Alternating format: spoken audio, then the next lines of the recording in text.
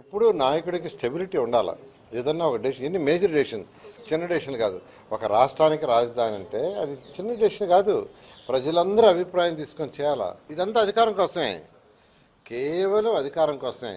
విశాఖపట్నం తర్వాత వచ్చి కర్నూలు ఇక్కడంటే ఆ పక్క ప్రజలు ఓట్లు వేస్తారు, ఇక్కడ వాళ్ళు వేస్తారు, అక్కడ వాళ్ళు వేస్తారని నాటకం ఆడాడు. అది ఫెయిల్ అయింది. ఇంకెందుకులని మళ్ళీ ఏంటంటే డైరెక్షన్ మార్చాడు.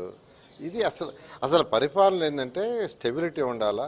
డెసిషన్ తీసుకునే ముందు ప్రజాభిప్రాయం తీసుకోవాలా, ప్రజా పరిపాలన చేయాలా. అంతేగాని రూమ్లో కూర్చొని ఒక నలుగురు అడ్వైజర్లు పెట్టుకొని వాళ్ళు ఇచ్చే డెసిషన్ ప్రకారం చేస్తే ఇట్నే ఉంటాయి. ఈరోజు సజ్జలు చెప్పాడంటే వాడి పార్టీలో బాధ్యతగా చెప్పినట్టే. కాబట్టి వాళ్ళకి స్టెబిలిటీ లేదు. వాళ్ళకి ఏం చేయాలనేది ప్రజాభిప్రాయం తీసుకొని చేయటం ఎప్పుడు. ఎందుకంటే అసెంబ్లీ అనేది ఏంది, రాష్ట్రంలో ఉన్న 175 కాన్స్టిట్యున్సీలో మెజారిటీ కాన్స్టిట్యున్సీ యొక్క వాళ్ళ అభిప్రాయాలు, వాళ్ళ ఆలోచనలు తీసుకొని ప్రజలకు ఉపయోగపడే చట్టాలు చేయటం. అక్కడ చట్టాలు చేసే దగ్గరే చెయ్యెత్తి ప్రభుత్వం బాగానే మళ్ళీ చేయి తీస్తే